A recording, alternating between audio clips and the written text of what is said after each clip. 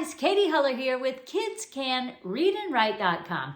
Today I want to talk to you about a problem that I see a lot of people making, and that is staying on small words too long. So here's the thing. Once your kids can sound out basic words like these, the 3-letter words, a 2-letter word, seeing a single letter, making a word, and even reading with some of those ending blends or beginning blends. Once they can do that effectively, meaning they're sounding them out, putting them together, and saying the correct word, move them forward.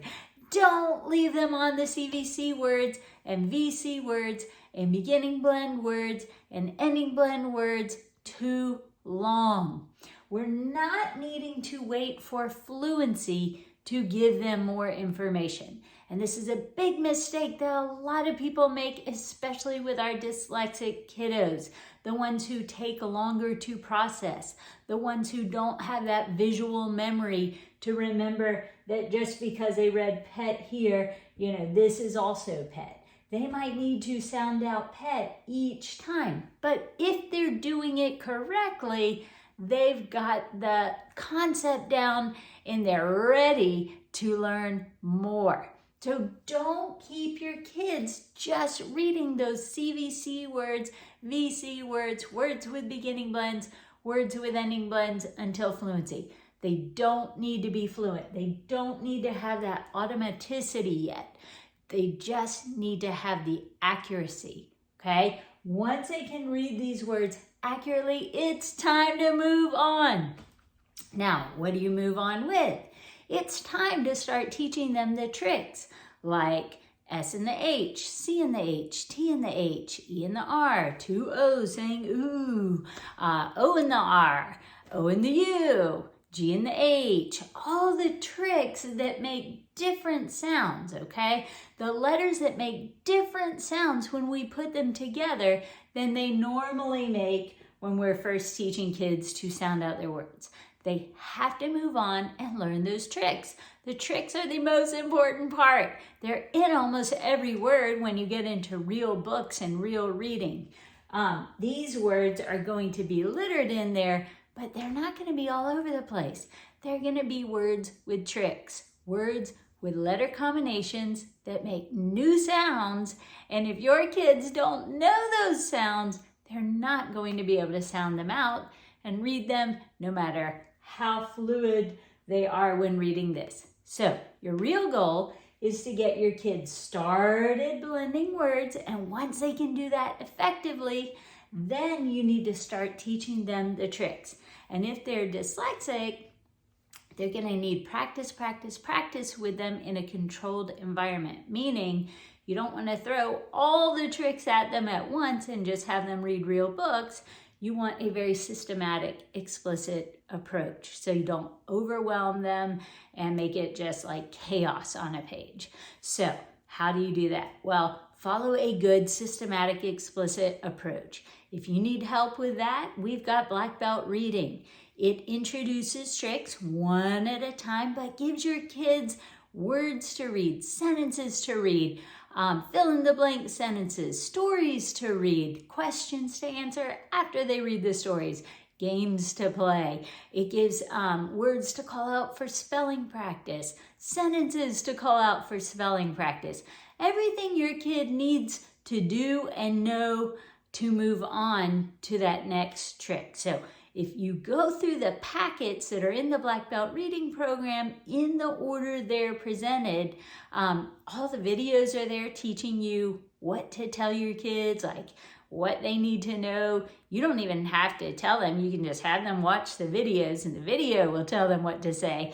But they'll also teach you. And you want to learn along with your kid so that then you can do the packet with them in a way that makes sense. But if you'll just follow those packets in order, watch the videos, do the packets, you're going to see your child learn to read and write. And again, we're not going for automaticity for that fluency yet. We just want to make sure that they can spot the tricks and use them to sound out words.